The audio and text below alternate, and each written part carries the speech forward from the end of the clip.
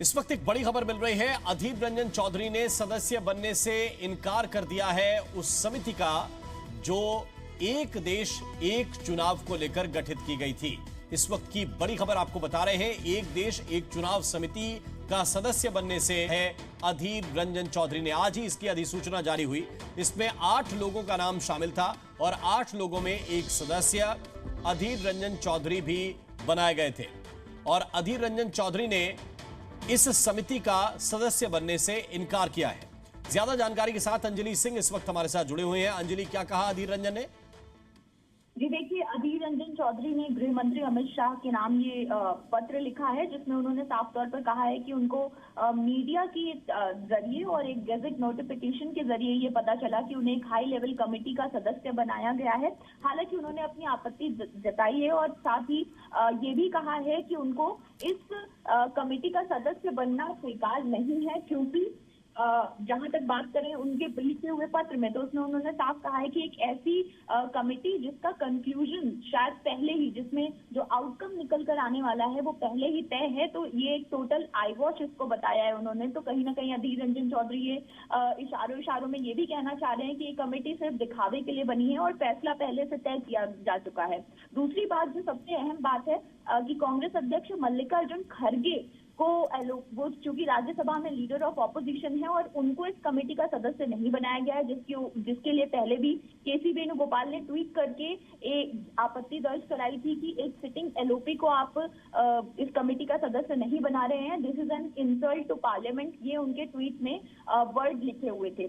तो इस चीज को अधीर रंजन चौधरी ने भी दोहराया है। उन्होंने लिखा है कि जो अभी से मौजूदा राज्यसभा में जो लीडर ऑफ ऑपोजिशन है उनको इस कमेटी से एक्सक्लूड किया गया है, यानी उन्हें बाहर निकाला गया है, जो कि पार्लियामेंट्री डेमोक्रेसी को एक तरह से अधीर रंजन चौधरी ने भी ये बात दोहराई है कि एक इंसल्ट है पार्लियामेंट्री डेमोक्रेसी की, और यही वजह है कि वो इस कमेटी का सदस्य बनने से जो है वो डिक्लाइन करते हैं। तो अधीर रंजन चौधरी के हवाले से ये कहा गया है कि उनको ये जानकारी मीडिया के जरिए मिली है और फिलहाल वो इसका सदस्य नहीं। बिल्कुल अंजलि, आप हमारे साथ बने रहिए। अधीर रंजन चौधरी ने समिति का सदस्य बनने से इनकार किया है।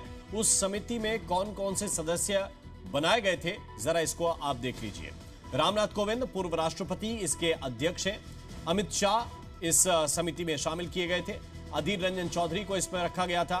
गुलाम नबी आजाद जो वरिष्ठ नेता रह चुके हैं कांग्रेस पार्टी के, अपनी नई पार्टी उन्होंने बनाई है। इसके अलावा एनके सिंह जो पूर्व सदस्य योजना आयोग के, सुभाष सी कश्यप जो संविधान के जाने माने जानकार हैं, हरीश साल्वे बहुत ही वरिष्ठ वकील हैं, और संजय कोठारी पूर्व सीबीसी, इन सभी को इस कमेटी में शामिल किया गया था। लेकिन अधीर रंजन चौधरी ने इसमें शामिल होने से इनकार कर दिया है। बहुत बहुत शुक्रिया अंजलि आपका इस पूरे अपडेट के लिए। और देश की सियासत से जुड़ी हुई बड़ी खबर इस वक्त हम आपको बता रहे हैं। केंद्र सरकार ने एक देश एक चुनाव पर बनी कमेटी का ऐलान किया। पूर्व राष्ट्रपति रामनाथ कोविंद को इसका अध्यक्ष बनाने की घोषणा पहले ही की जा चुकी थी, और अब सरकार ने इस कमेटी के बाकी सदस्यों के नाम भी फाइनल किए, जिनके नाम हमने आपको विस्तार से बताए। कई दिग्गजों को इसमें जगह दी गई। ये कमेटी देश में एक साथ तमाम चुनाव कराने की संभावनाएं तलाशेगी और फिर उसकी सिफारिश सरकार को सौंपेगी। ये मौजूदा संवैधानिक ढांचे में तो संभव नहीं है। शायद उनकी मंशा भारतीय संविधान बदलने की है, क्योंकि वो शुरू से भारतीय संविधान के खिलाफ रहे हैं। वन नेशन वन इलेक्शन जो बात बीजेपी कर रही है वो अनकॉन्स्टिट्यूशनल है।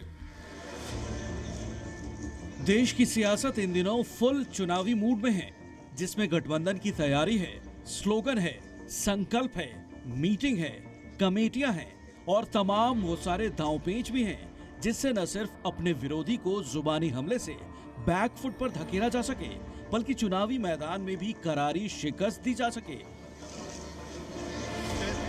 तो कमेटी रचा है, इतना घबराने का क्या जरूरत है? इसका कमेटी का रिपोर्ट आएगा, कमेटी का रिपोर्ट पब्लिक डोमेन में चर्चा होगा। ये मुझे लगता है एक षड्यंत्र है चुनाव आगे ढकलने के लिए। ये लोग चुनाव ही नहीं लेना चाहते। लेकिन इसके साथ ही एक बेचैनी भी है कि 2024 के चुनाव कहीं जल्दी तो नहीं होने वाले। एक देश एक चुनाव का फॉर्मूला अगले चुनाव से ही तो नहीं लागू होने वाला, और अगर ऐसा हो गया तो उसमें कौन बाजी मारेगा? या तो चुनाव टालने की साजिश है कि कमेटी 1 साल में रिपोर्ट देगी, तब तक चुनाव नहीं होंगे, Honorable Prime Minister Sri Narendra Modi has taken a very landmark decision. India गठबंधन के मुंबई मीटिंग पर एक देश एक चुनाव का साया हर पल मंडराता रहा, क्योंकि संसद के विशेष सत्र के ऐलान के साथ ही इसे लेकर तरह तरह की अटकलें लगाई जा रही थी। तो इंडिया गठबंधन ने चुनाव के लिए तैयार रहने की हुंकार भरकर सरकार की तैयारियों पर पानी फेरने की कोशिश की। अब कोई ठिकाना नहीं है, चुनाव समय के पहले भी हो सकता है, कोई ठीक नहीं है। इसलिए हम लोगों को भी तो अलर्ट रहना न पड़ेगा, इसलिए हम लोग सब इंटरनल बात पूरा कर लिए। लेकिन एक देश एक चुनाव पर तमाम चर्चाओं और कयासों के बीच सरकार ने इस पर कमेटी बनाकर अटकलों को और हवा दे दी। पूर्व राष्ट्रपति रामनाथ कोविंद को इसका अध्यक्ष बना दिया गया, तो अब इसके मेंबर भी तय कर दिए गए हैं। अध्यक्ष को मिलाकर इस समिति में कुल 8 सदस्य हैं। इस कमेटी में गृह मंत्री अमित शाह के अलावा लोकसभा में कांग्रेस संसदीय दल के नेता अधीर रंजन चौधरी को शामिल किया गया है। इनके अलावा 15वें वित्त आयोग के अध्यक्ष रहे एनके सिंह भी कमेटी के मेंबर बनाए गए हैं। कांग्रेस से अलग होकर अलग राजनीतिक दल बनाने वाले गुलाम नबी आजाद भी इसके सदस्य हैं। इनके अलावा लोकसभा के पूर्व महासचिव और संविधान विशेषज्ञ सुभाष कश्यप, वरिष्ठ वकील हरीश साल्वे और पूर्व मुख्य सतर्कता आयुक्त संजय कोठारी को भी बतौर सदस्य इसमें शामिल किया गया है। कमेटी में 2 और दिग्गजों को अहम जगह दी गई है। केंद्रीय कानून मंत्री अर्जुन राम मेघवाल को इस समिति में विशेष आमंत्रित सदस्य के तौर पर रखा गया है, जबकि कानूनी मामले विभाग के सचिव डॉक्टर नितेन चंद्रा को इस समिति का सचिव नियुक्त किया गया है। ये उच्च स्तरीय कमेटी तत्काल प्रभाव से अपना काम शुरू करेगी और जल्द से जल्द अपनी सिफारिशें सरकार को सौंपेंगी, जिसमें एक देश एक चुनाव की चुनौतियों से लेकर तमाम तरह के सुझाव भी शामिल किए जाएंगे। कमेटी का रिपोर्ट पब्लिक डोमेन में चर्चा होगा। अगर पार्लियामेंट में जब आता है, पार्लियामेंट में चर्चा होगा। पार्लियामेंट प्रबुद्ध है, भारत देश का प्रजाप्रभुत्व एकदम मैच्योर्ड है, प्रबुद्ध प्रजाप्रभुत्व है, उसमें चर्चा होगा। इतना घबराने का क्या बात है। इस बीच बिहार के डिप्टी सीएम और आरजेडी नेता तेजस्वी यादव ने केंद्र सरकार की एक देश एक चुनाव की मुहिम पर सवाल उठाया है। उन्होंने इस पर तंज कसते हुए बड़ा दावा भी कर डाला। तो वही चाहते कि देश में लोग कब्जा कर ले, राज्यों को खत्म करके खाली केंद्र रहे और बाद में बोलेंगे कि 1 leader 1 nation 1 leader 1 nation 1 party. कहाँ जा रहे हैं, किस रास्ते जा रहे हैं? 1 नेशन 1 रिलीजन, ये सब बेकार की बातें हैं ना। ये तो हिंदुस्तान को बर्बाद किया जा, संविधान को खत्म करने का प्रयास किया जा रहा है। संविधान और सियासत के जानकारों के मुताबिक एक देश एक चुनाव के कॉन्सेप्ट पर अभी भी कुछ कह पाना जल्दबाजी होगी, क्योंकि इसे सरकार कब लेकर आती है और उसका रोड मैप क्या होगा ये अभी साफ नहीं है।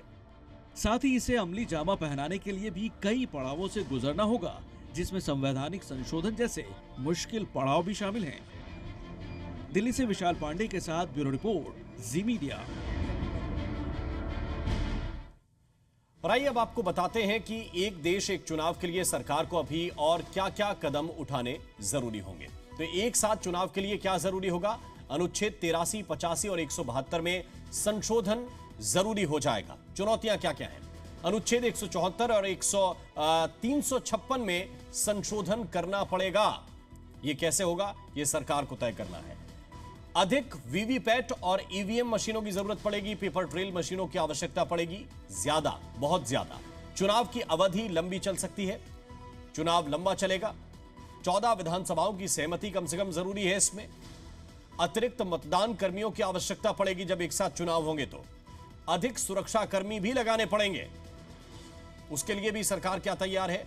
अधिक ईवीएम मशीनें होंगी और ईवीएम की सुरक्षा भी उतनी ही बड़ी चुनौती होती है।